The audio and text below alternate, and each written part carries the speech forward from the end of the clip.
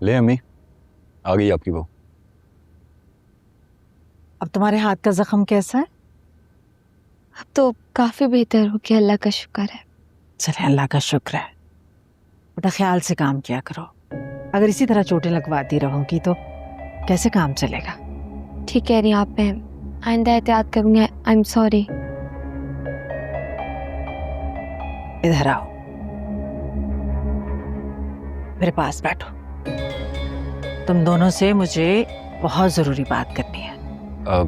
जी अम्मी, क्या बात करनी है आपने? बेटा, मुराद ने कोर्ट मैरिज करके एक तरह से तो अच्छा ही किया है। फजूल की रस्मों से, खर्चों से अपनी जान भी छुड़ा ली और हमारी भी छुड़वा दी। वलीमा सुन्नत है। तुम्हारे अब्बा और पप्पा जान वलीमे की तकरीब का एहतमाम करना चाह रहे हैं।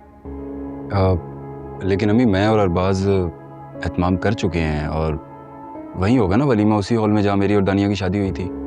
आप ठीक कह रही हैं, लेकिन हमारा एक ही भाई है।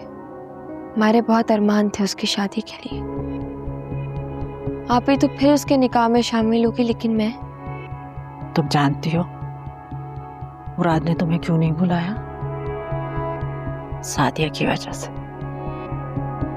उस बेचारे को लगता था कि अगर बात फैलेगी तो सादिया हंगामा खड़ा कर देगी। खैर छोड़ो, मुझे ये बताओ कि वलीमे को सिर्फ 2 दिन रह गए हैं। तुम्हारी इकलौती भाभी है, मुंह दिखाई में क्या देना है उसको, कुछ सोचा है?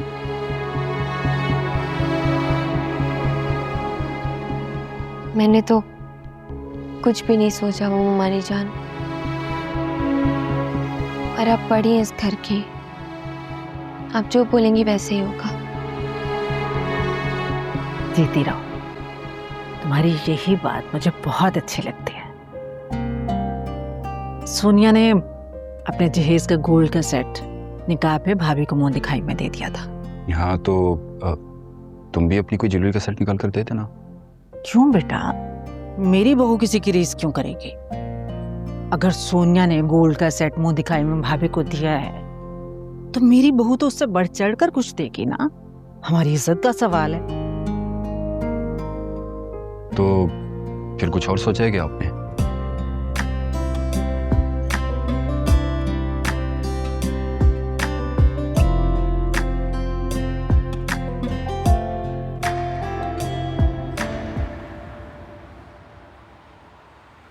अरे बेटा, इस तकल्लुफ की क्या जरूरत थी? पराई थोड़ी है, हमारा अपना घर है। आप लीजिए ना। माफ कीजिएगा अम्मा साहब, हमें भी पहले यही गुमान था कि हम कोई गैर नहीं है, ये खानदान है। लेकिन अफसोस, हमारा ये गुमान जो है ना बुरी तरह से टूट चुका है।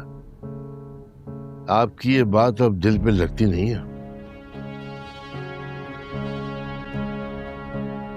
भाई साहब, आप बिल्कुल ठीक कह रहे हैं। भाई, लड़का और लड़की की शादी नहीं होती है खाली, 2 खानदानों की होती है।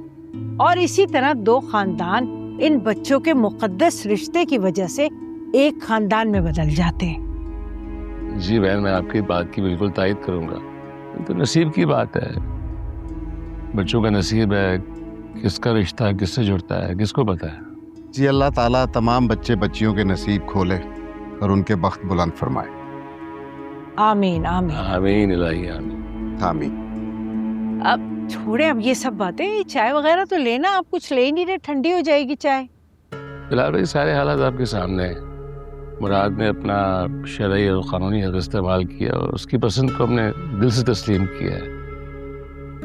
आप वलीमे का एहतमाम कर रहे हैं, बड़े खुलूस से दिल से आपको दावत देने के लिए आए कि आप शिरकत करें, तो हमारी इज्जत अफजाई होगी।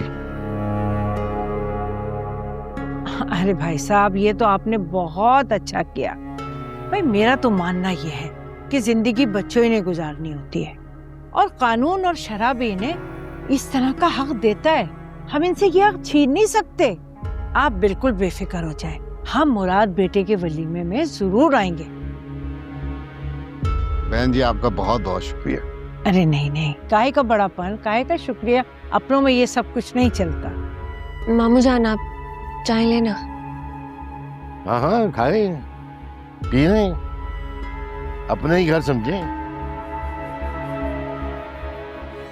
जी जी।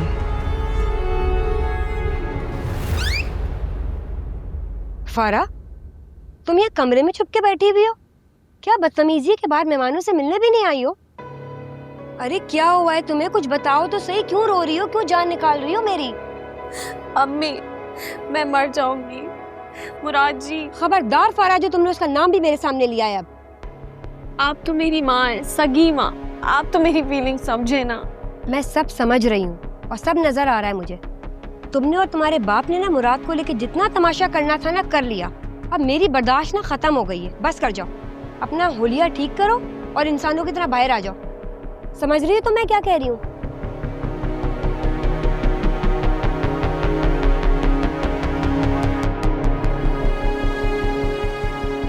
कोई मेरी बात पे यकीन ही नहीं कर रहा है। सब मेरे दुश्मन बने हैं, किसी को मेरा एहसास ही नहीं रहा। और वो मुराद, उसने मेरी इतनी इंसल्ट की है और ये रिजेक्शन मुझसे बर्दाश्त ही नहीं हो रही। लेकिन अब मैं इससे ज़्यादा बर्दाश्त नहीं कर सकती। मुझे बदला लेना है उन सब से जिन्होंने मेरी जिद और अना के सर पर पाँव रखने की कोशिश की है। ये रोना धोना तो किसी काम नहीं आया, तो फिर स्ट्रैटेजी बदलनी पड़ेगी और इसके लिए प्लान बी ही बेस्ट रहेगा।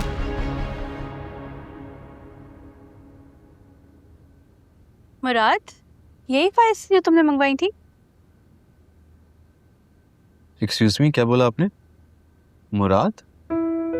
मिस रमला, मैं आपका बॉस हूँ, तो काइंडली जब आप ऑफिस में होती हैं मेरे, तो कुछ डेकोरम होते हैं, थोड़ा सा फॉर्मल होना पड़ता है, काइंडली फ्लर्ट ना किया करें। Thank you. ओके बॉस जी, जितने भरम झाड़ने ना आपको झाड़ लें।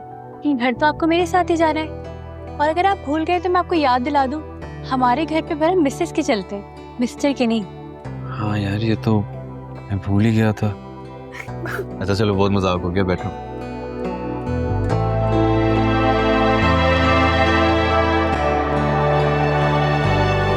याद आया, तुमने छुट्टियों के लिए अप्लाई किया था ना? क्या बना? तुमने भी तो किया था ना? हाँ। क्या बना? मेरी तो अप्रूव होगी, तुम्हारी? मेरी भी 1 महीने की। यार, ये आप क्या कर रही हैं मिस रमला? हम ऑफिस के अंदर, प्लीज, अभी आपको समझाया।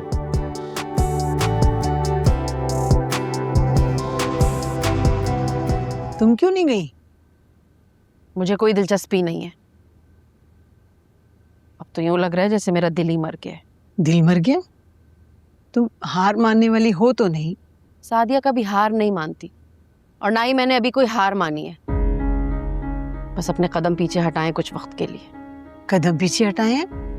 लेकिन क्यों? जीतने के लिए और लंबी छलांग मारने के लिए 2-4 कदम पीछे करने पड़ते हैं। बस वही किया है फिलहाल। सादिया, तुम फिर क्या करने जा रही हो? जो कुछ भी करने जा रही हूँ जल्दी पता चल जाएगा सबको।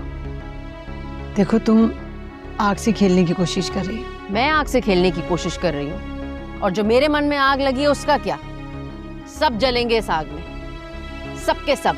सादिया, वो सबके सब तुम्हारे अपने हैं, तुम्हारे अपने बच्चे, तुम्हारे खूनी रिश्ते। क्यों नहीं समझ रही हो? अरे लानत है ऐसे रिश्तों पे। अपना ही खून जब खून थुकवाने पर मजबूर कर देना तो उनको उनकी जगह याद दिलानी पड़ जाती है। चलो भाई, तुम्हारी मर्जी है, खुद ही पछताओगी फिर।